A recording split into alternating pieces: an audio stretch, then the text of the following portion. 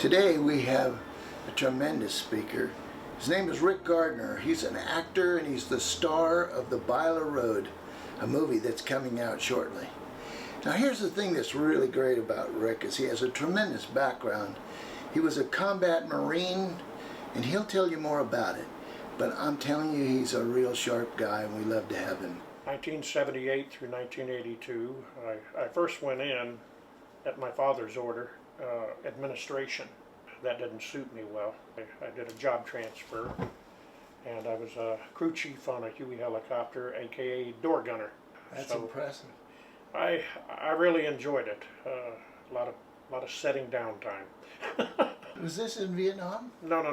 I went in after Vietnam in 1978. I had a good tour. Met a lot of great people. I wouldn't trade those memories for anything. Years later, you know, I get out, went to college, met a lady, got married, and had some kids. Now, during that time frame, the type of person that I was, I wasn't going to get a suit on, suit and tie, and attend some stupid dinner theater.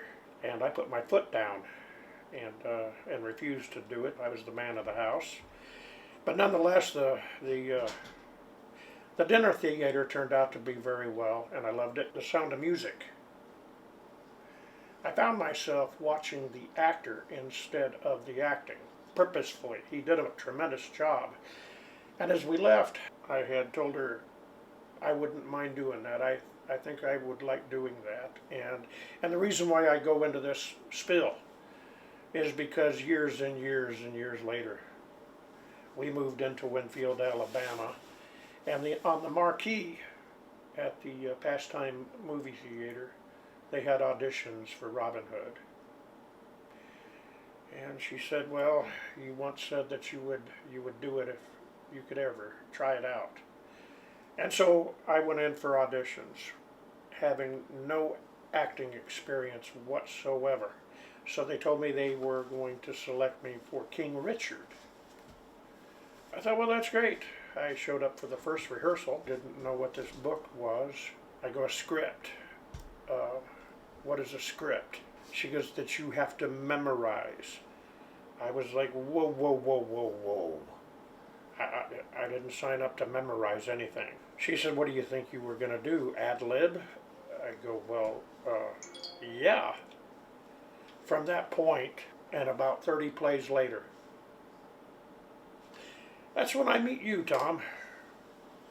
But by that time, I had already been in a couple of movies. Shilo, the Fiery Trial, a stand-in, so to speak, but I really enjoyed it. I found the difference between live stage performance and acting.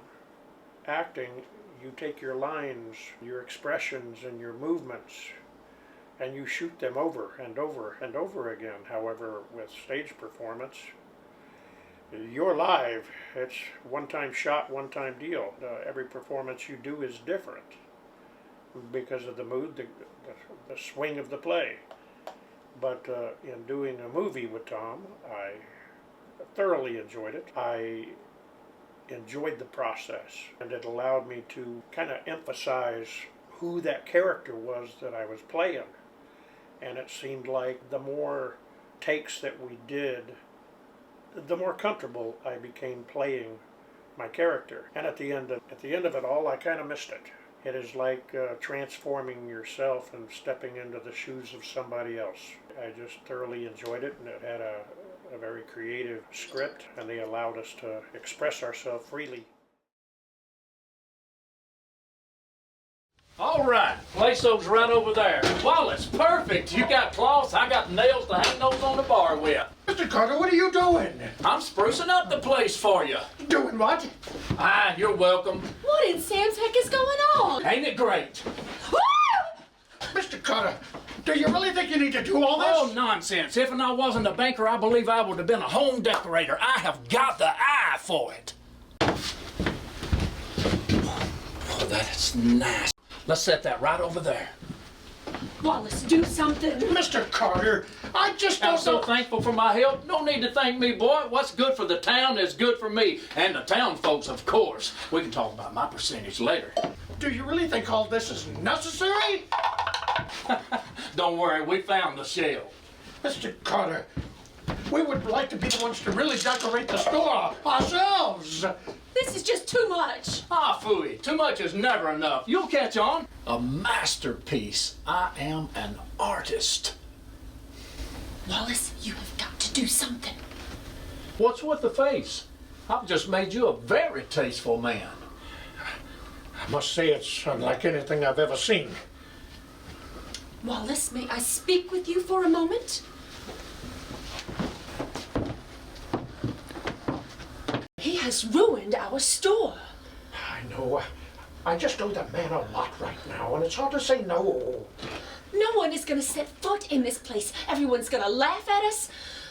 You've got to do something. I'm getting very lightheaded over this. Ain't this just the nicest taxidermied otter you ever seen? Mr. Carter, You think I should put this on the table? you have to take all this junk back. It looks awful. You trying to bring customers in here, and they're either gonna laugh or run or shoot me. It's too much. This is my general store, and I'll set it up the way I want to. And I'll not have your junk ruin our grand opening. Well, I am sorry. I'll have this junk out by tomorrow, ma'am. Well, I guess that's that. Let's start putting our store back together.